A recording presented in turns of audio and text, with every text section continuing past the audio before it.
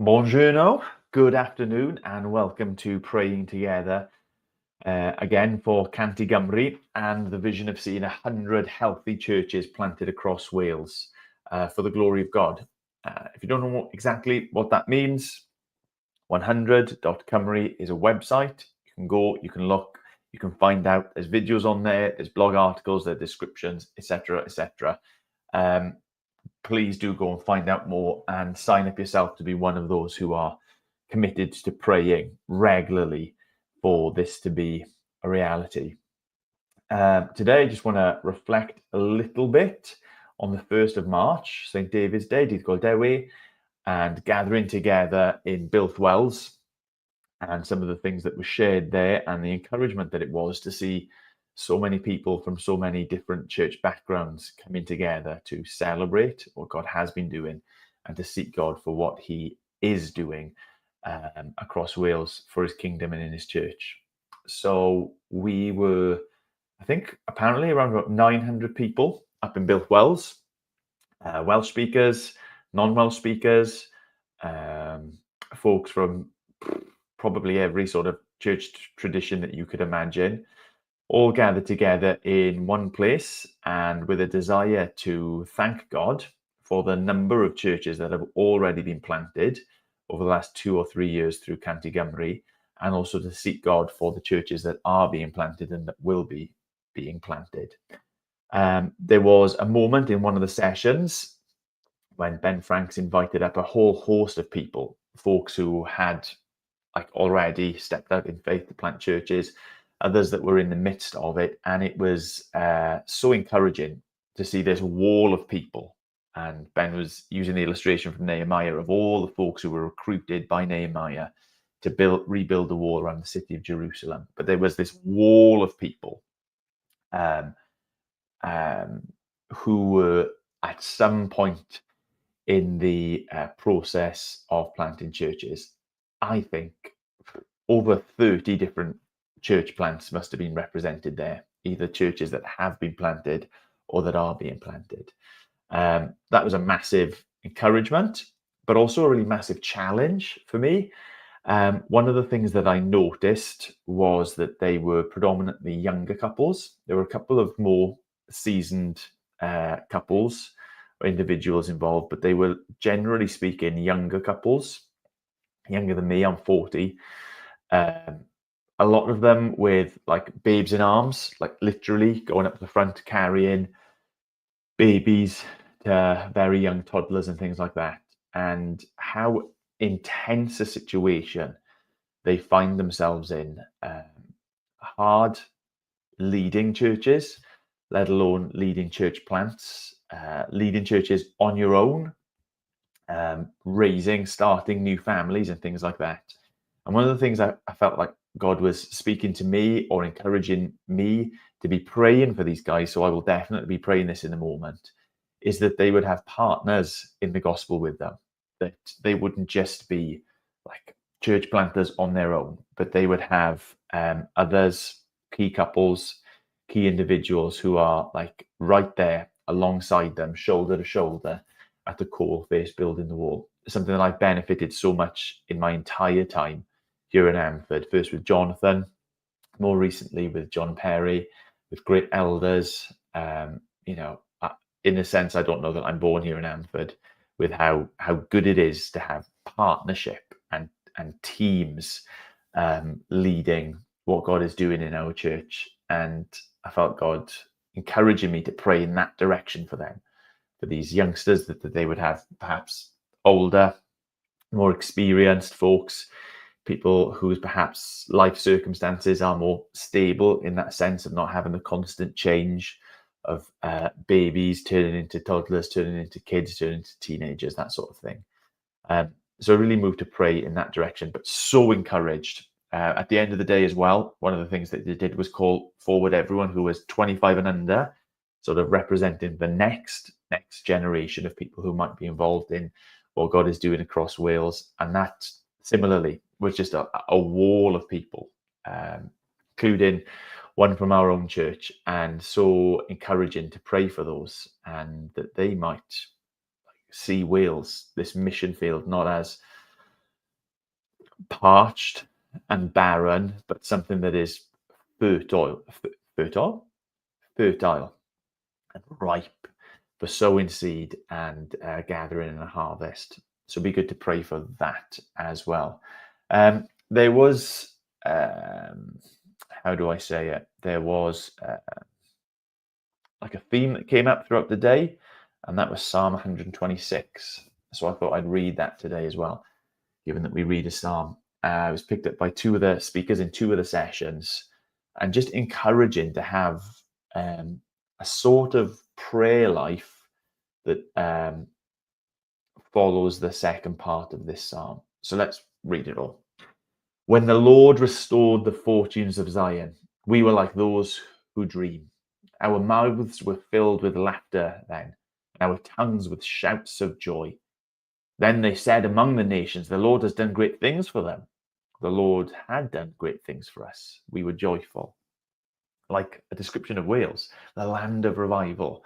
How around the world we're known as the people who not just know Jesus for ourselves, but send missionaries out and have had an impact around the globe. But that is not the church in Wales today. That is not the kingdom of God today in Wales.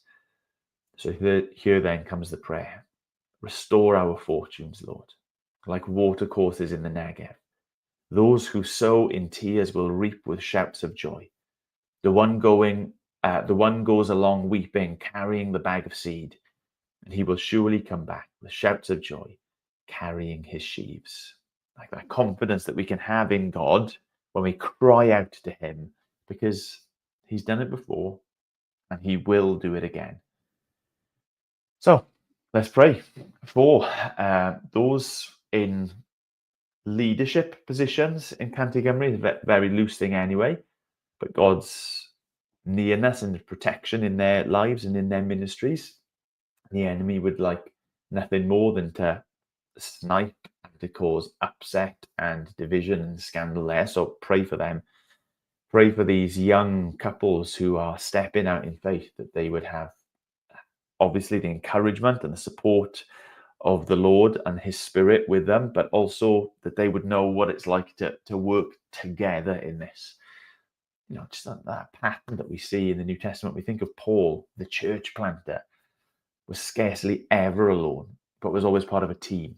So pray for that for them.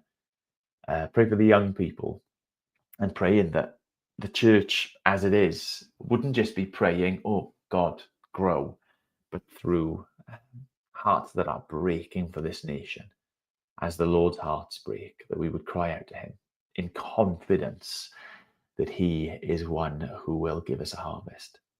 Let's pray.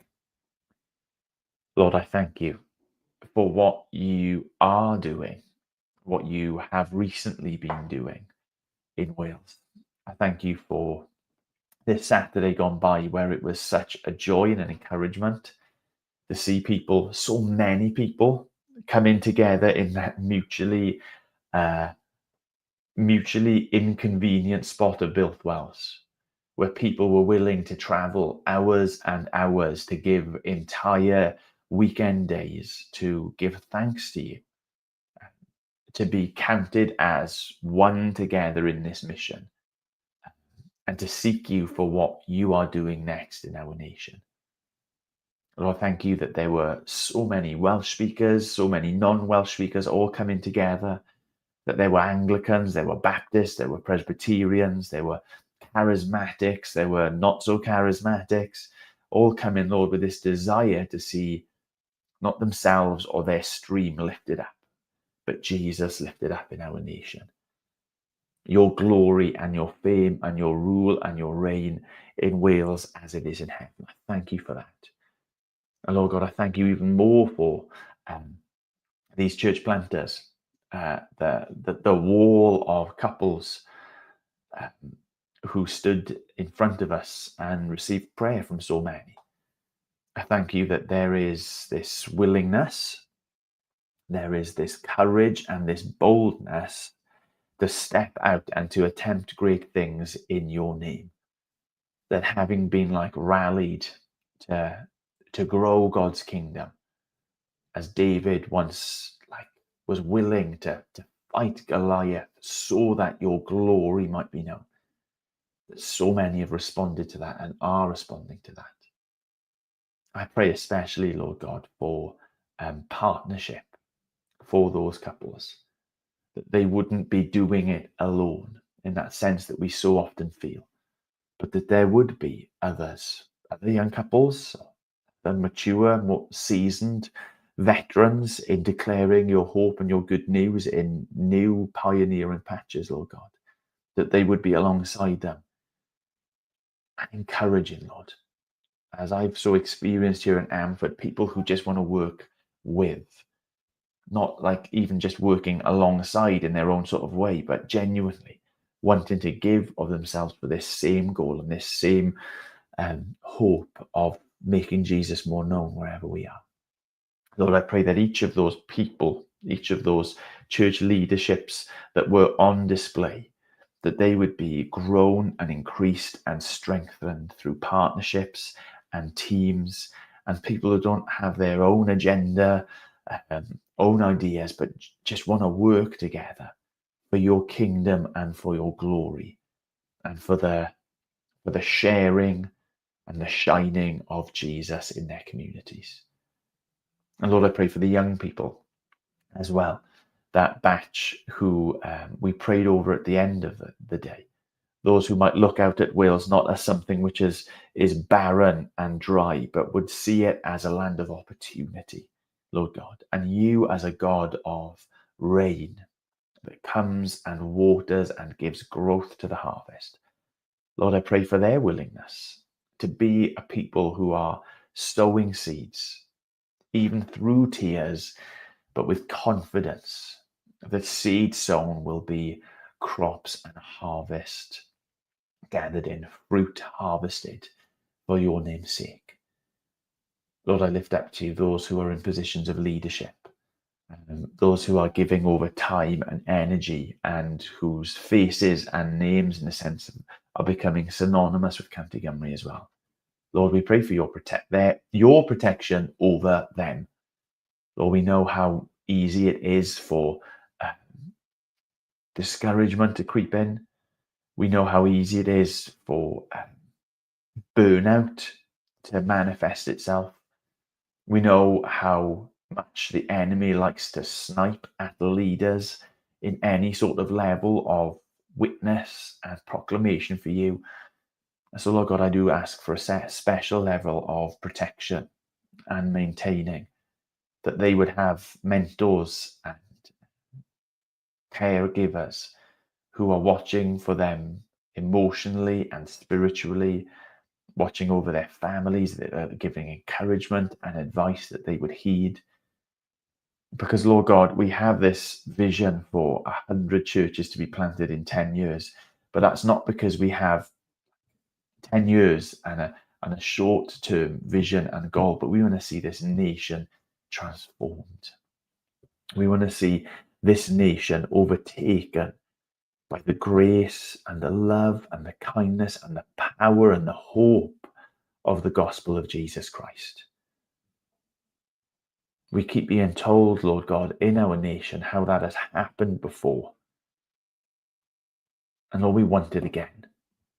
We want it not just for the history books, but for the current affairs pages, where communities are different because they are made up so much of your people who follow your voice, who live for your kingdom come now as it is in heaven. Lord, do your work. Do your thing in whatever way that might be. Continue to soften and sculpt the hearts of your church now, that when we pray, we would be praying more out of that desire which mimics and mirrors your own desires, that we would be moved as we call you to move in this nation. Lord, do great things for your name's sake. Not just looking back at what has happened, but Lord, enjoying what you are doing in the present. Lord, make us joyful once more as we look out and see what you are doing. Make us be celebrators of you and your glory in the midst of the brokenness we experience in this world, that our communities experience apart from you. Lord, send us out with hope, we pray, and fill this land with hope in Jesus' name. Amen. Amen.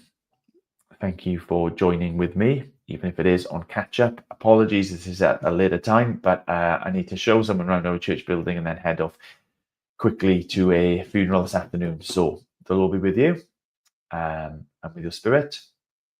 Peace.